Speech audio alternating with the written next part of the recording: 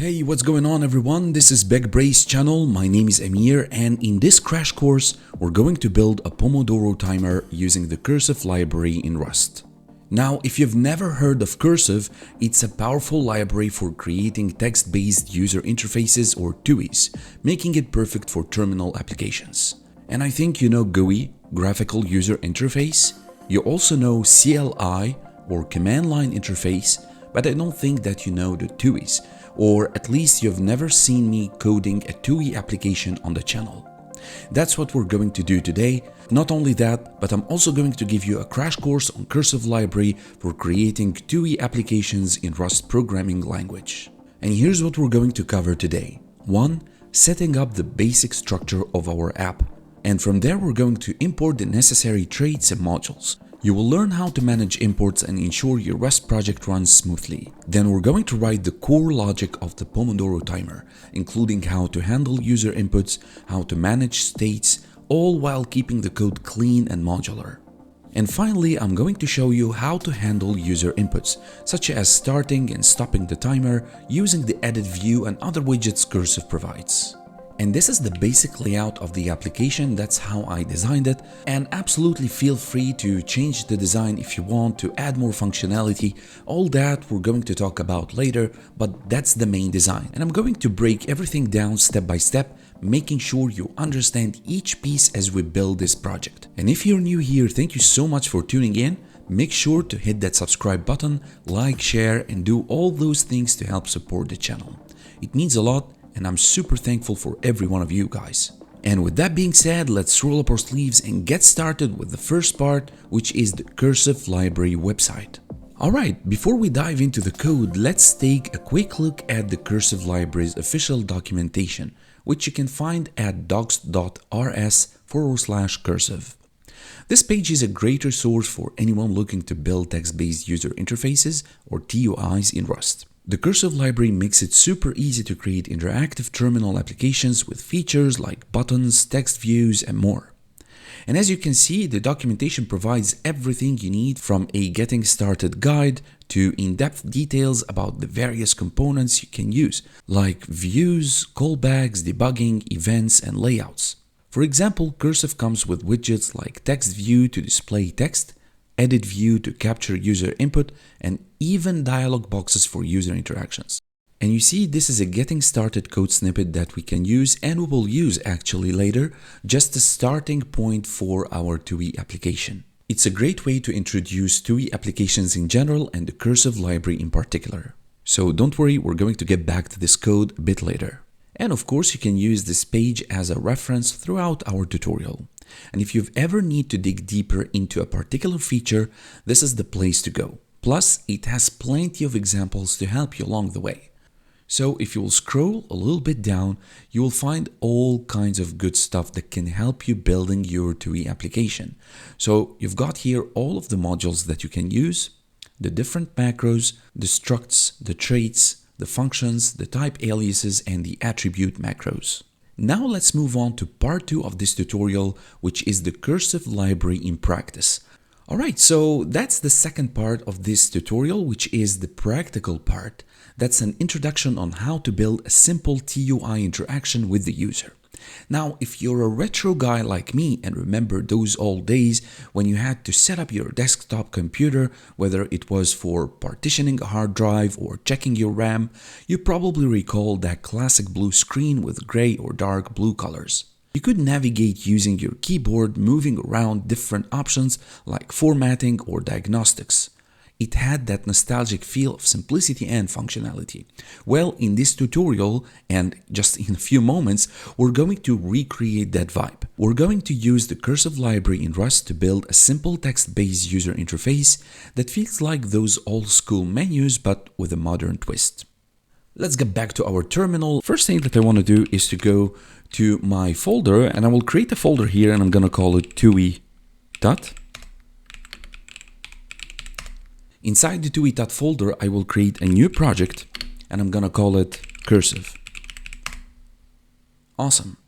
Now I have my Cursive project. That's going to be the simple or the introductory project, just to get you started with what Cursive has to offer. Now let's go ahead and open the folder with Visual Studio Code by typing code dot. Now the first thing that you want to do, and if you will get back to our Cursive website here, in the getting started it tells you that every application should start with a Cursive object. It's the main entry point to the library. And you can see in the code example, it has imported the Cursive crate, that always should be the Cursive crate first, and from that you want to import different things. You can import a struct, you can import a module, whatever. So the first thing that I want to do is to import a Cursive library which provides a TUI framework. And to do that, I'm going to use Cursive, just Cursive like that. But don't forget to go to your cargo.toml and import the latest one. The latest version is 0.21.1. That's the version that we want. So go ahead and type Cursive equal to 0.21.1. Hit Ctrl S and there you go. Now let's get back to our main.rs. Let's close the Explorer and let's continue importing our utilities. So this one right here, this Cursive with capital C, this is a struct that we can instantiate to create a user interface. A struct is very analogous to a class, guys. For those of you who are not very familiar with Rust, a struct or structure is very analogous to a class. You can instantiate that class by creating objects, and you can, access different methods and attributes using that object. Awesome. So that's the first step. The next step is to import the text views. If you will take a look here, you'll find that we have here the text view from views. Now let me show you. If you would do use Cursive, and again, if you will hover over Cursive, it will tell you that this is a crate like a package, guys. Cursive is a TUI library. It lets you easily build rich interfaces for use in a terminal. Now we want to access from that Cursive crate, we want to access views.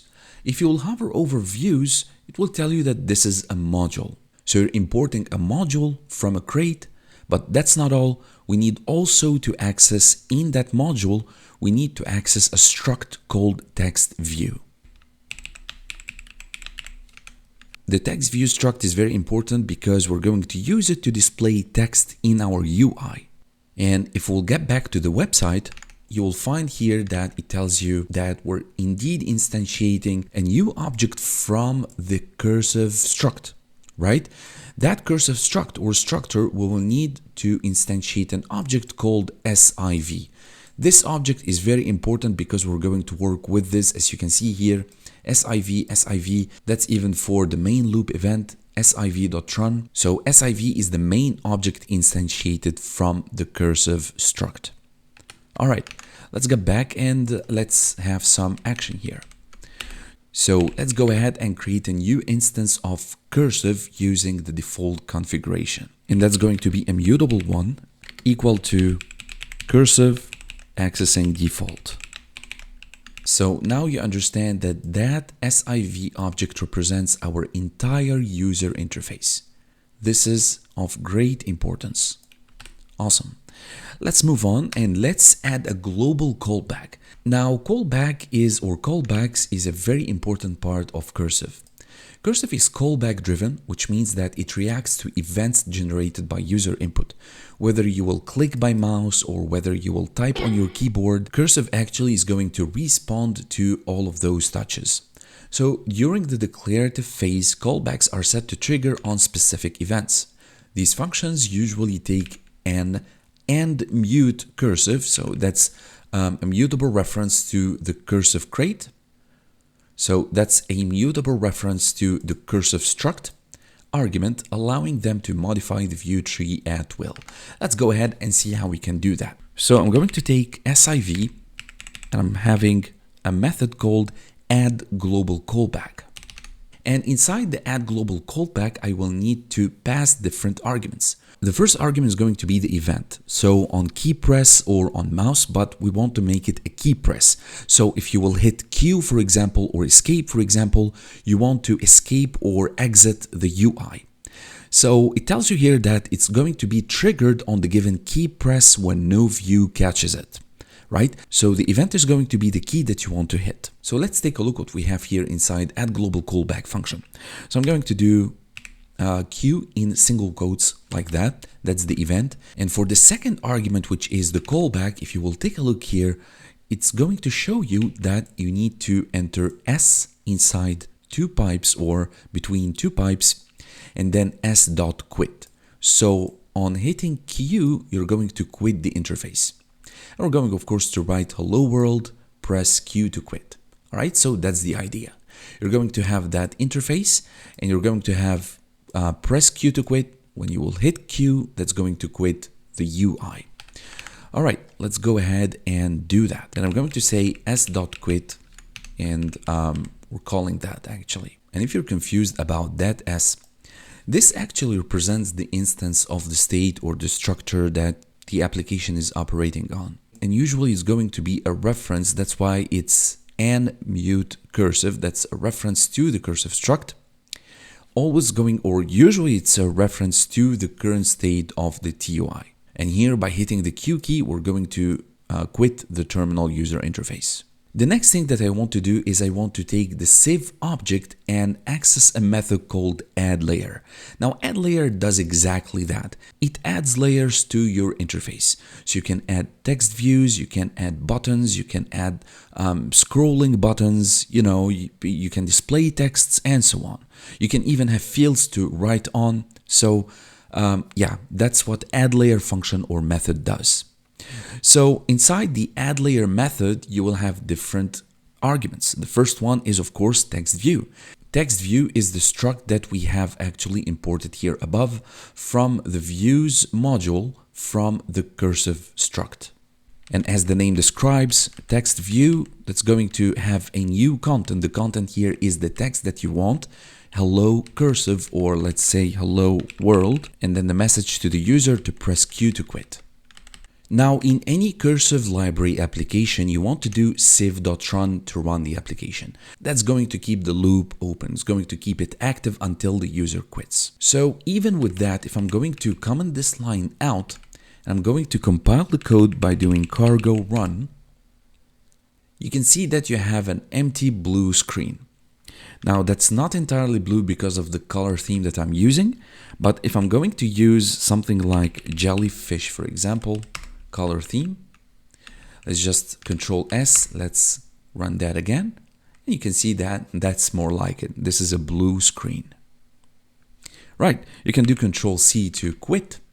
Now let's uncomment this line out and let's compile the code again, and there you go. Hello world, press Q to quit. Now if you will hit Q, you will quit your TUI. And all that was done by a few lines of code. And you always want to have your civ.run at the bottom, and above here you want to write the rest of your code, right? By the way, guys, you will find the GitHub link repo in the description.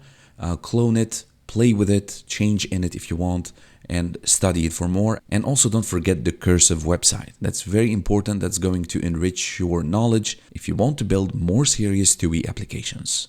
Now we can add a dialog around a text view for a question prompt, for example. So let's take the cursive object and add another layer. And here the view, I want it to be a dialog. Now the dialog is very important because it's going to wrap another view to add extra features like titles or buttons. So what you want to do is to type dialog, but don't forget to import it here above. So again, you're going to use cursive, accessing views, accessing dialog, right? Not dialog view, but just dialog. And if you will hover over dialog, it's going to tell you that this is another struct. So we've got the text view struct from the views module that's used to display text in the UI. And we have the dialog struct from the views module as well that's used to create dialog boxes with buttons and text. Awesome. Now let's get going. So using the dialog struct, I'm going to access a method called around. Now the around method takes views as the main argument. Our view, of course, is text view. So the text view, we're going to access a new content. So the content here could be any text that you want. So I'm going to say, for instance, question 1. So let's try that out. Let me just comment this line here and do cargo run. And you can see question 1. Sweet. Let's get back to our code and let's add more content. So I want to add a dialogue with a title, let's say Computer Manager, for example, and also a text asking a question. So to do that, maybe I can just copy this and I'm going to comment this line out. So these are little examples, guys, just to show you those code snippets, what they can do in your TUI application. So again, I'm going to take the cursive object.add layer and dialog. Instead of around, I'm going to have another method called text. And the text method takes text view, of course. So let me just delete all of that. Let's just delete all of this. And I will say, do you want to format disk drive? This is the text, but I want to have a title for that text. So I'm going to access another method called title, and I will need here a label. The label can be something like computer manager. Awesome. Let's run that. And there you go. Computer manager and a question. Do you want to format disk drive? That looks awesome, guys. At least for me, that looks really nostalgic. I feel that I'm installing Windows 95 all over again using disk drives. Awesome. So let's get going. The next thing that I want to show you is how to add a dialog that acts as a mini survey. So this is sweet and everything, but for the moment, that was only to showcase what's possible. Now, the next thing that I want to do is I want to take the cursive object dot the add layer method as always, and the view here, of course, is the dialog, and the dialog will have a text telling me something like have you finished working or not yet, right? Something like that. This is a simple question, but I want to have different attributes. The first attribute is going to be the title. So let me just make it like that to be clean. So we'll do here title. And with the title, I want to have something like personal organizer. This is a personal organizer. That's the label for the text itself. So let's just push it down here below. And also not only the title, not only the title, but I need a button. And the button, I'm going to have a button saying yes. That button, again, we're going to take that instance, the s.quit. So whenever you will hit yes, whenever you will hit enter on the yes button, you're going to quit the TUI. All right, and we're going to do the same with no and not sure. We're going to have 3 different buttons. So the next argument is the pipe, s pipe, and we'll do here s.quit, calling that method. Let me just minimize a little bit for you guys to see better. All right, awesome. Just don't forget to delete the semicolon and the parentheses because we need 2 more. So the second button here, I'm going to simply say no. And here, let's say something like not sure.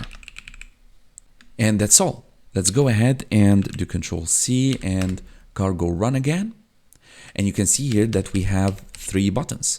Have you finished working or not yet? Yes, no, not sure. I don't like this question. Let's change that. We can say something like, are you done? Just a simple question. Could be anything, right? Are you done? Yes, no, not sure. If you will hit yes, you're going to quit. If you will hit no, you're going to quit. And again, if you will hit not sure, also you're going to quit. It's going to do the same thing. Because simply you have defined here that you want to quit the TUI, right? By writing s.quit and you're invoking that method, returning to the s or the instance of the application. Now that's sweet and all, but let's check out how we can create pop-up buttons. So this one is going to be really cool, especially for those old guys like me. Yeah, I'm going to show you right away. So we're going to add a new dialog with a question asking about the ICQ chat application. If any one of you have used the ICQ chat application in any moment in their life, please let me know in the comment section below. Alright, so let's take again the cursive object and access the add layer method. And I need a view, of course, as always. So we will need the dialog, and the dialog here is going to have a text, and I'm going to simply ask, have you used ICQ before? Those were the days, my friend, right? And also I will need a title. So the title here, I'm going to just saying retro test. So that's the title of the dialog. I also need a button. I need two buttons, in fact. So the first button is going to be for yes. So the label here is going to be yes. And we'll need a callback, right? So the callback here, we can actually create our own functions, right? So for now, I'm going to leave it empty. Actually, I don't know why I did that. We can delete this and do like that. And here we can do no. So in the global scope here, I can create my own functions. So basically, I will need two different functions, one called yes, the other one called no. That function is going to run when you're going to press yes on the dialog.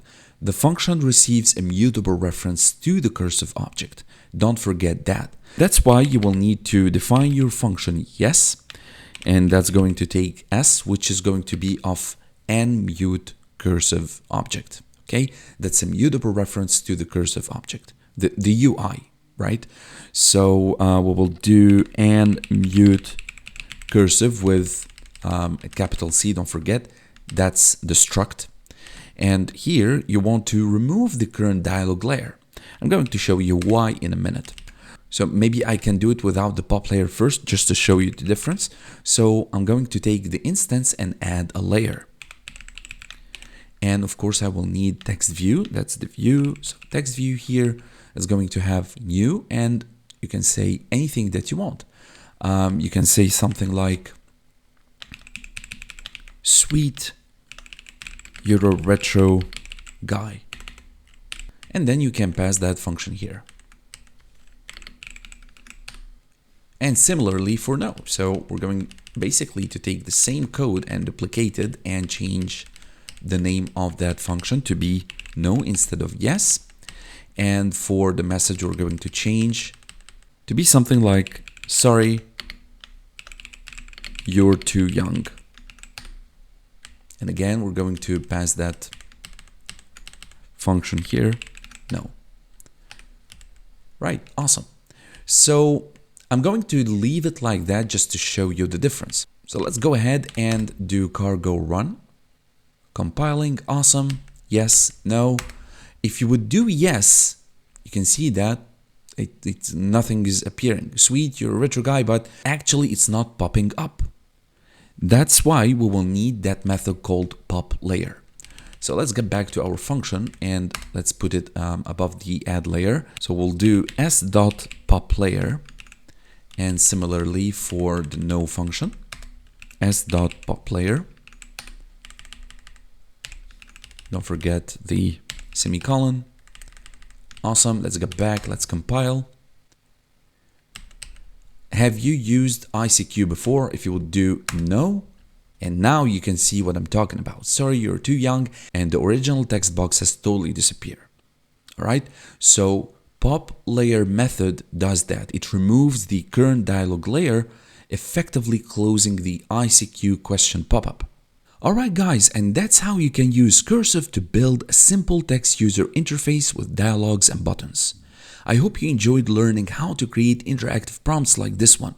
Feel free to experiment by adding your own logic or custom dialogues. And I hope this quick introduction to the Cursive library will be a guide to you to help you code along with me in the next video. Thank you so much for watching, and I will see you in the next tutorial. Hey guys, and welcome back. In this third and last part, we're going to take everything that we've learned in the previous section and put it into practice. And that's by building a Pomodoro Timer TUI application. And just before we get started, I want to tell you that this project will not only reinforce your understanding of different functionalities that the Cursive library offers, but also is going to give you a hands-on experience with creating a useful tool to boost productivity. So let's dive right in and start building our Pomodoro timer together. So let me go quickly to my folder where I have actually recorded the last part, which was the Cursive folder. And let me create a new project, and I'm going to call it TUI Pomodoro, or maybe we can find a better name. Let's do Pomo TUI. Awesome. So let's cd to that, Pomo TUI, and let me open this with Visual Studio Code. And the first thing that I want to do, as in any program that I write, is to import all of the dependencies. So first of all, we're going to import specific views from the UI, dialog for creating buttons, and text views for the text display from the Cursive crate. So the first thing that I want to import from the Cursive crate is going to be views. And from the views module, I want to import dialog and text view. So what I've actually imported is the views module. As I told you, these are specific views for the UI. From the views, we will import the dialog struct, and the dialog struct is very important for creating buttons, as we saw also the last time. And also text view struct is very important because we will need it for text display. All right. Also, I will need 4 more. So from Cursive, I will need, but not just from views, from the Cursive crate directly, I will need to import the Cursive struct and also Cursive extra. So the Cursive struct, you know it, this is the main Cursive structure for the application. And also you have the Cursive ext. These are additional extensions for managing the app flow. Next, I want to import from not views, but just view, only one item actually. So we'll delete the curly braces, and this is called nameable. All right. So what is nameable and what is view? This actually allows assigning a name to the UI elements. And that's just like naming the timer display so it can be updated later.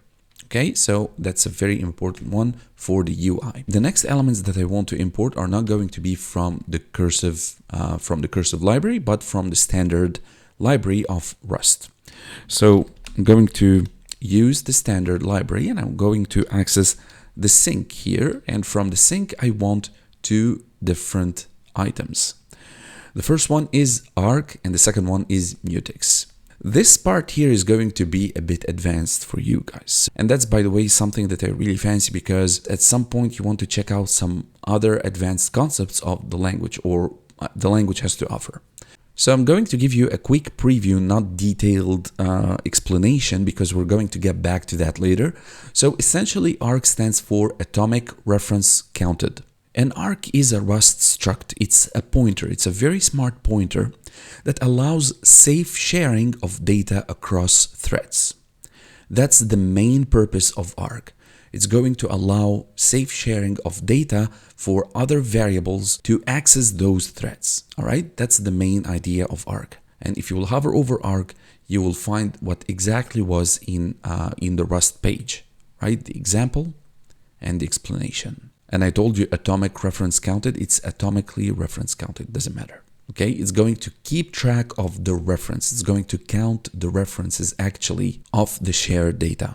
Mutex also is a struct, and it's going to ensure that actually the mutex and arc are working together. So arc is making sure that all of the data are safely shared, and mutex is going to ensure only one thread accesses data at a time.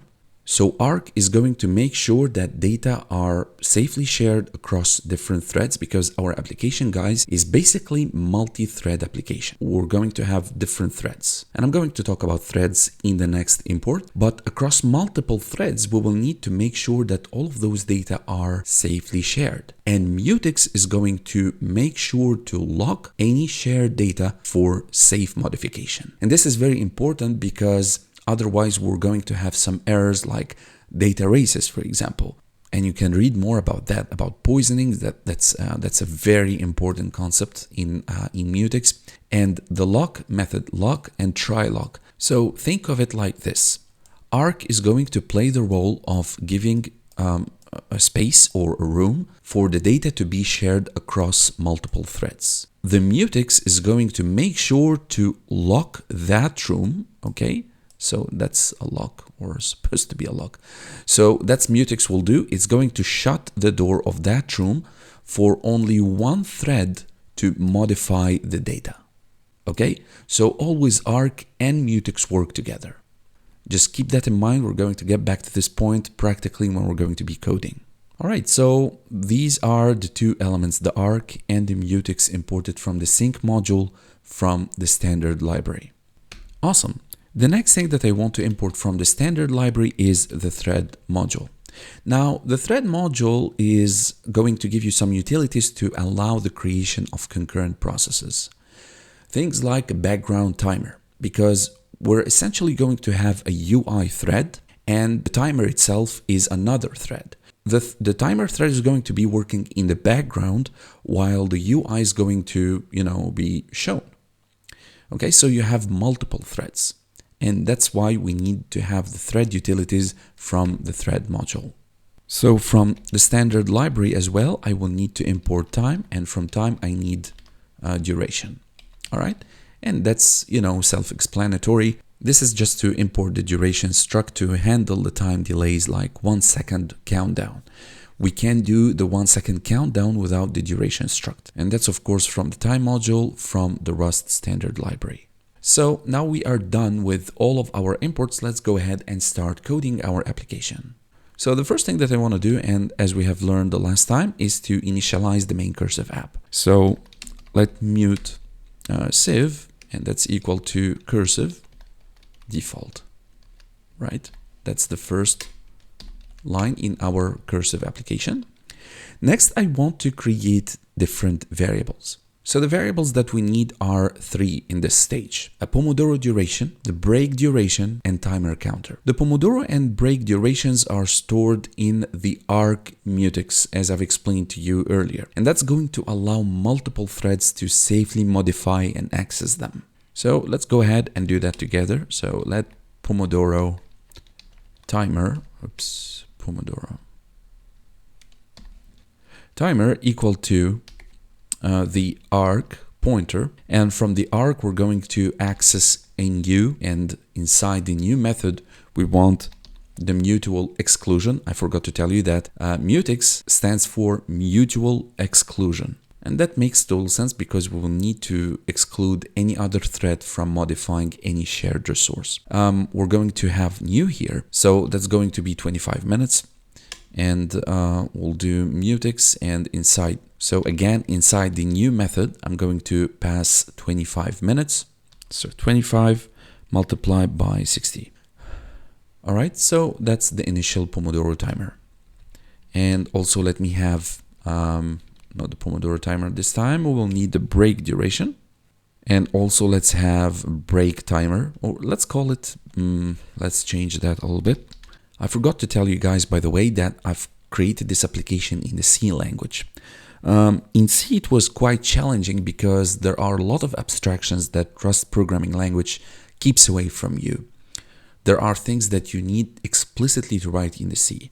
Not to mention that we don't have, or C doesn't have, cursive library. There is the end cursors, of course, but it's not visually appealing. That's why I decided to recreate that in Rust for you guys.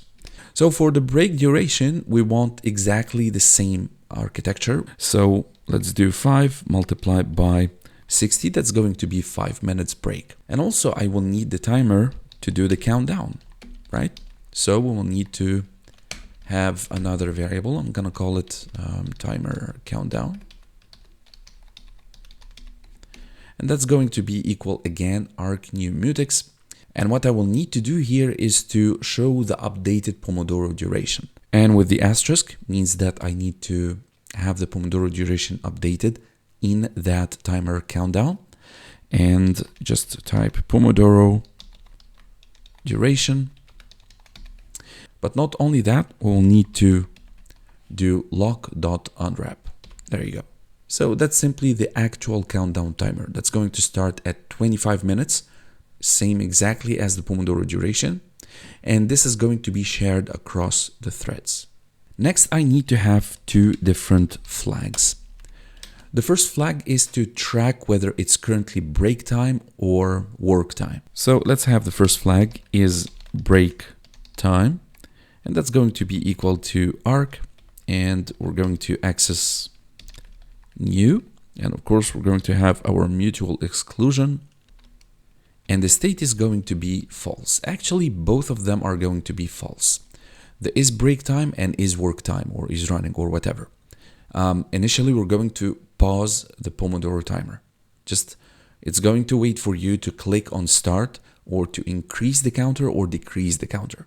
So 25 is going to be the default duration or the default time to start with. And you will have the option to increase that duration or decrease the duration. Both break time and work time are going to be paused, which means have a state of false. So actually, I'm going to copy that. I'm going to change the name of the variable, and that's going to be exactly the same. The next thing that I want to do is to clone those variables to pass into threads where they will be accessed and modified. And I think you're starting to get the point here. So we're creating different variables. Those variables are going to be cloned. They're going to be shared and accessed safely in multiple threads. Then eventually they're going to be modified using the lock method that mutex provides actually. All right, so we're going to see that later with arc and mutex. We're going to lock, we're going to modify and all that, but now we need to clone those variables. So cloning the variables to pass into threads where they will be accessed safely, don't forget safely, and modified. Awesome, let's go ahead and do that. So let's do timer counter clone. I'm not going to do like that for now. Let's just write the first one and after we'll do so arc, and we're not going to do new, we're going to do clone in that case. And clone exactly does that. It's going to take a reference from, in that case, the timer counter. So we're going to clone the timer counter. Don't forget to have the ampersand because that's a reference. Timer counter. Timer counter. Yep. Right, let's just change that here. Oops, not counter. Okay, so that's the first one. We'll need two more. So the next one is going to be is break time clone, and that one is going to be is running or is working, whatever, is running clone.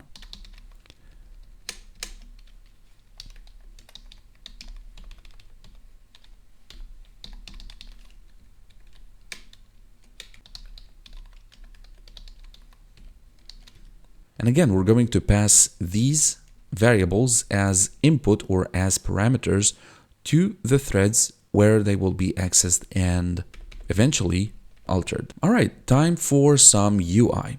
Now I want to create text view to display the time left, display the time left on the timer, and it's going to be formatted in or as minutes and seconds. Oops, and seconds. So let me have this variable. I'm gonna call it text underscore view, and that's going to be equal to the text view struct, and I'm going to pass I'm going to create a new, and with the new we're going to format as we said. So format exclamation mark, and I'm going to open parentheses. And inside this set of parentheses, I'm going to say time, and that's going to be a placeholder. Then I want to have this format, as we said, minutes and seconds. So for that, I'm going to create my own function, right? So let's get down here in the global scope and let's create our function, and I'm going to call it format time. So this is a very simple function. It's going to take time as an unsigned size data type, and it's going to return a string. And I'm going to have minutes first. So minutes variable, that's time divided by 60. And also I want the seconds,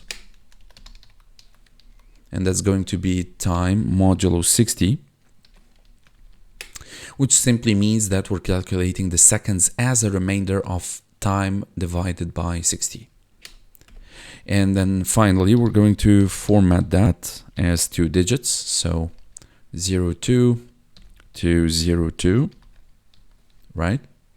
And here we're going to pass the minutes and the seconds. So this is a simple or helper function, if you will. Yeah, that's a good name for it. That's a helper function. Oops, the string here is capital S. This is a helper function to format, oops, like that, a comment to format time in minutes and seconds format for easier display. I know you haven't seen what the application looks like, but that's good. That's just will keep you motivated to see what we're going to build. So up here where we were before, I'm going to invoke the format time function that we just created, and I'm going to pass the updated timer counter. Updated timer counter. And again, I'm going to lock it dot unwrap. And eventually you can do this. You can give it a name. So there is a method called with name. Here what you can do is you can assign a name to this text view. And this is simply for easy updating. This text view here, if we will do that, that's going to be easily referenced for the updates of the timer. So I'm going to say here timer. This is not necessary step, but I can tell you that this is a pro tip.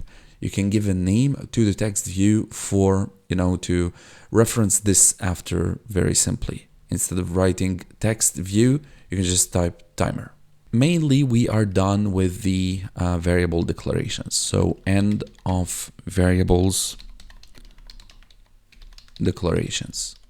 All right, guys, so let me explain the rest of the code. After we have finished declaring all of the variables, I'm going to add a dialog around the text view with buttons for interacting with the timer. So that's by taking our cursive application, adding a layer method, and in the layer method, I will have here a dialog and taking the dialog as first parameter and accessing a round method. And in the round, we're passing the text view and I'm adding a button, +1 minute. That's really very obvious. And the second parameter is the callback. And in the callback, I'm going to have my Pomodoro duration. And again, we're going to clone that. So I'm cloning the Pomodoro duration, the timer counter, and we're using something called move. Now, move and copy are very important concepts in Rust, especially for the advanced Rust students. So we're going to see copy later, but for now, let's take a look to move. It tells you here that move converts any variables captured by reference or mutable reference to variables captured by value. So what that means simply is that when the value is moved, the ownership of the data is transferred from one variable to another. And after move, the original variable can no longer be used because its data has been given to the new variable, right? And this essentially comes after our clone here. So after the Pomodoro duration clone and the timer counter clone, you can see that they are here actually, Pomodoro duration and timer counter. So when you use our clone, it's very important to make another reference to the data without duplicating the actual data.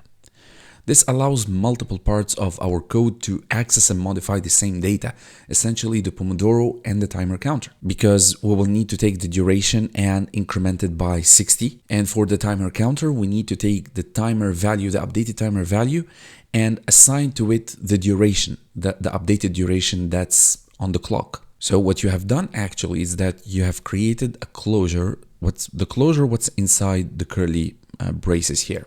The move transfers the ownership of the Pomodoro duration and timer counter to the duration and timer value. All right, hope that makes sense to you guys. And as far as the last bit of code here, the s.call name, this is simply to update the text view. You can see that that's the text view here. That's mutable reference for text view, to update it to display the new time, because we're taking now the duration, the updated duration. Next here we have a button. So that's exactly the same thing. To increase by 1 minute. That's increasing by 1 minute. or decreasing by 1 minute minus 60. That's just to check out, unless the time is still running more than 1 minute, we will need to decrement it. Then we have our timer value again, and we have s.call name. That's exactly the same thing. We are updating the text view to display the new time. Next, we need a third button. This button will have start stop, so it works both ways. You can start the counter by clicking that button, and you can stop the counter also by clicking that button. And in that case, we're not cloning actually the Pomodoro duration and the timer counter, but rather the is running and the timer counter. And again, we're transferring the ownership of that value to running. So running here is going to be equal to is running clone, and the is running clone is, already a clone of is the original is running variable. That's a little bit confusing, I know. So you have here is running, that's the original variable that we have, declared above. You have a clone of that, and you have is running, for which you're going to transfer the ownership of the value of the is running clone and give it to is running variable. And by the way, I want to delete this one. This is just in the experiment, I was experimenting different things, and I left it. So yeah, we don't need that. So we will need only the is running clone. Then what we're going to do is to toggle the running state between true, which is running, and false, which is paused. So not running and running. So we're going to toggle between both of them. And we're going to check out if it's running. We're going to colon name timer. And here we're going to say that timer is running. Else we're going to say timer is paused. After that, we're going to have a button, which is a quit button. When you click it or you hit enter on it, doesn't matter. You're going to quit. So you're going to take the cursive application dot quit. Exactly the same thing like we have seen in the first part. And finally, we're going to have a title, which is the Pomodoro timer, right? So let me just, I'm going to comment all of these lines out. And let me show you if we will do cargo run. There you go. Of course, if we do minus minute, that's working, plus minute, that's working. But if you will do start, it's just going to show you timer is running, but the logic itself, we haven't written it yet, or we haven't seen it yet. And if you will click stop or hit stop, just to show you that it also reacts to the mouse click. It's also going to tell you that timer is paused, but again, the logic is not explained it yet, or it just commented out. And of course, when you will hit quit, that's going to quit because that's already written here. Awesome. So let's move on. Let's see the rest of the code. And this is a very important, or that's the heart of the application, to be honest. So everything that we have written before, from cloning and transferring ownership to different variables, writing variables, importing dependencies, all of that is going to serve what we will have here. So we're going to use everything that we have written inside the threads. So we're going to have two threads. The first thread is going to be for handling the countdown of the timer, and it's gonna be countdown, sorry, and it's gonna be a background thread,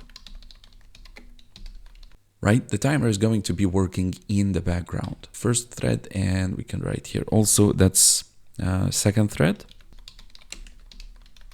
to refresh the UI every second, ensuring the displayed time stays in synchronization with the countdown. And this really looks intimidating, but it's really simple.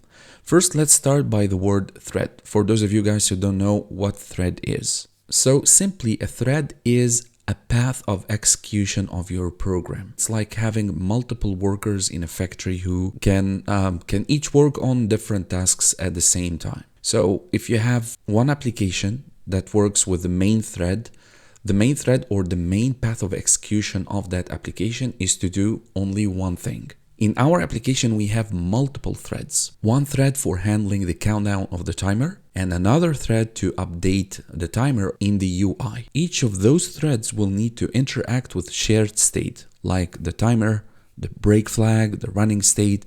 All of those resources are very important to be accessed by both threads.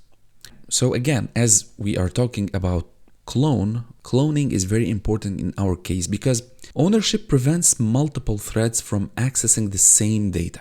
Unless, of course, it's trapped in a safe container like Arc Mutex.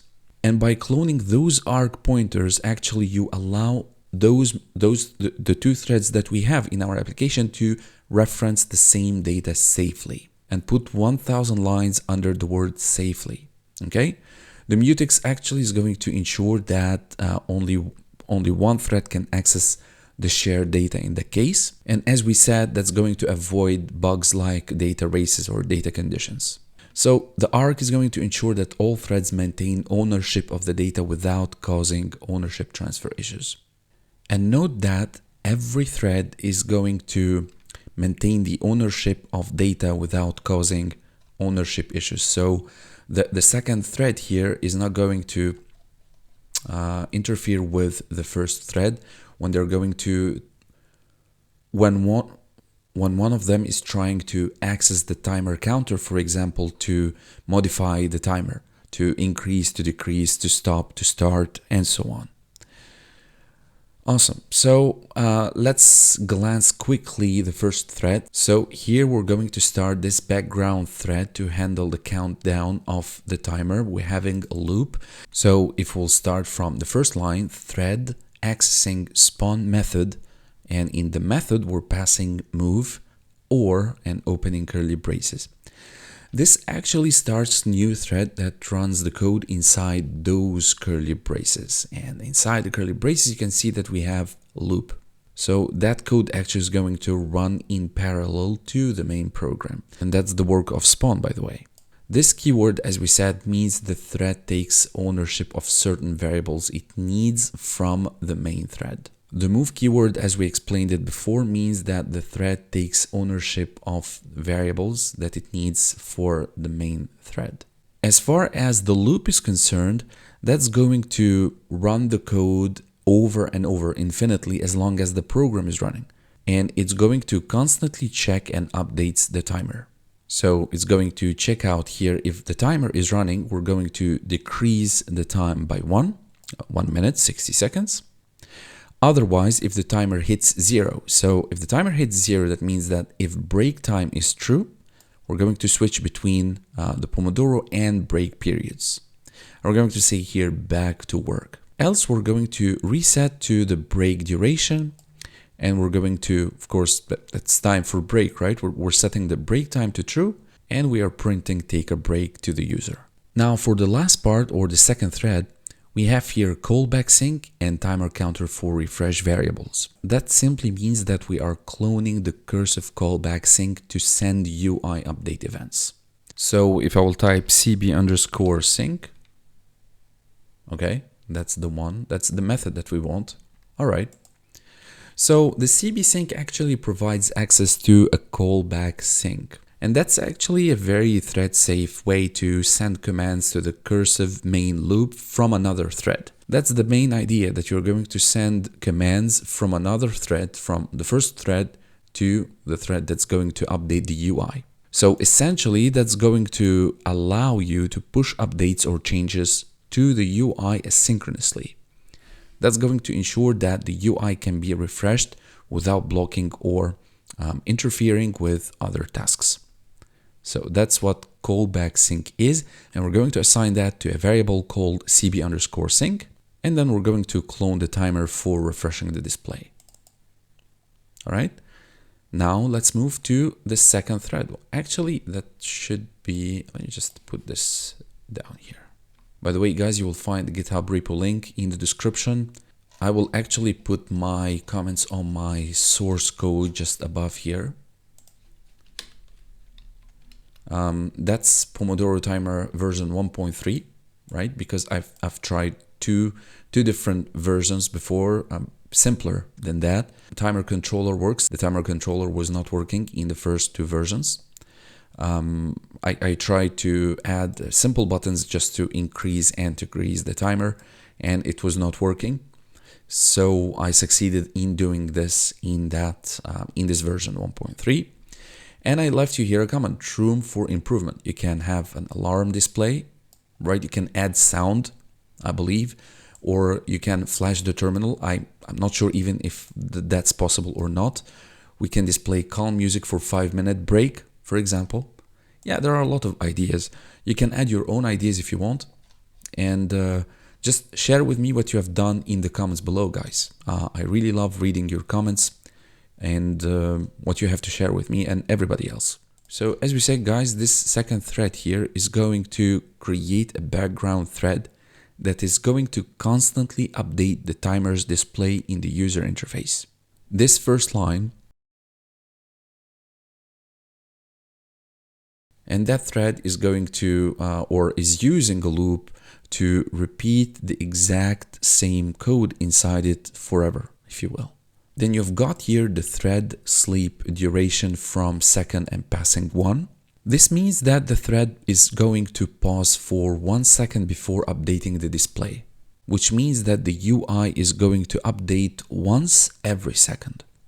And again, we're creating a brand new variable called timer counter refresh, and we're cloning the timer counter for refresh that we have just created here, which is a clone of the timer counter. Then we're going to return back to the CB sync. Remember when we talked about the CB sync here, we said that returns a sync for asynchronous callbacks, returns the sender part of a channel that allows to send callbacks to self from other threads. That simply means in our case that the CB sync actually is going to send a message to the user interface, our TUI application, to tell it to update the displayed timer. And take a look here, you have box new, that's the send method, and that's here box accessing new move, and again we're moving inside here, inside that inside the content, that closure. This simply wraps the update logic inside a callback that the UI will run, and you will, if you will just come here, take a look, closure number 19. It keeps track of all of the closures. So that's the send method, passing inside box new move. That's one of the closures. So that's closure number 19. And you can trace back to closure, the first closure, which is closure 0 above, and capturing the timer counter refresh by move, right? And move is an implementation. So that's simply going to update the time left, guys. And as far as the as.colon name timer text view, you remember when I told you it's good for referencing the timer here above? Then you're actually formatting the time left as a string, like time equal 25 or 5 or whatever. That's going to update the display with this string, right? So again, overall function of this second thread is to wait for 1 second, then to fetch the current timer value, to send a message to the UI to update the timer display, and to repeat this loop continuously to keep the timer on the screen in synchronization with the actual countdown. So the whole application, guys, is 2 threads, one working in the background for the countdown and another one to update the UI, and the add layer method to just, you know, the design, the UI itself, a few variable declarations, 2 flags, and cloning for the variables. All right, so let's go ahead and try that out. Let's do cargo run. So let's increase by 1 minute, that's working. Decrease by 1 minute, that's also working. Start. And there you go, guys. You can start, you can stop, timer is paused. We can actually decrease one, just to make it 1 minute. And let's hit on start and wait for those 60 seconds to pass.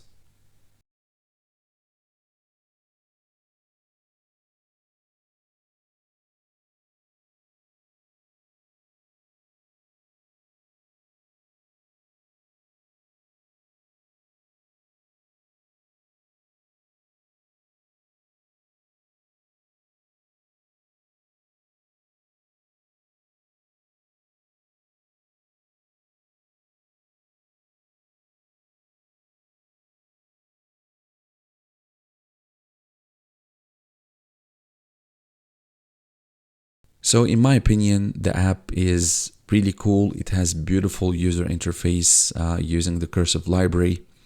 And yeah, let me know in the comment section below what do you think about it, guys. So we are approaching the 0 seconds. 2, 1, and there you go. Take a break and you have a countdown, another countdown for the break, 5 minutes counting down. And that wraps up our video, guys. Thank you so much for watching. If you've enjoyed the video, don't forget to hit that like button, subscribe for more content. Feel free to drop any questions or thoughts in the comments below. I'd love to hear from you. Thank you one more time, and I will see you in the next one. Till then, stay safe and be well. See you later, guys.